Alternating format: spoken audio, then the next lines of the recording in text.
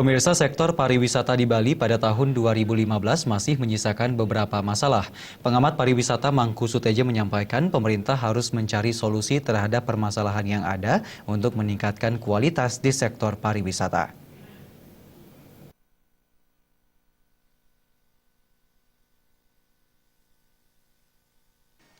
Target kunjungan wisata pada tahun 2015 telah tercapai.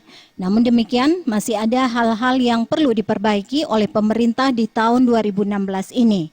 Seperti masalah kemacetan yang sering terjadi di beberapa ruas jalan.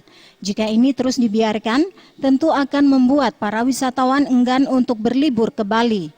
Pengamat pariwisata Mangku Suteja menyatakan masalah yang dihadapi di sektor pariwisata pada tahun 2016 harus dicari jalan keluar oleh pemerintah. Ya, tahun 2015 kita syukuri sebagai tahun yang cukup bagus buat pariwisata Bali. Kenapa saya bilang bagus? Karena kunjungan wisatawannya ke Bali itu paling tidak memenuhi target 4 juta. Namun demikian, seiring dengan kunjungan pariwisata yang meningkat dari tahun sebelumnya, tentu ada hal-hal yang bisa kita jadikan pelajaran yang setiap tahunnya memang masih sering terjadi. Misalnya ya, ini kan masalah umum toh. Yang pertama adalah kemacetan.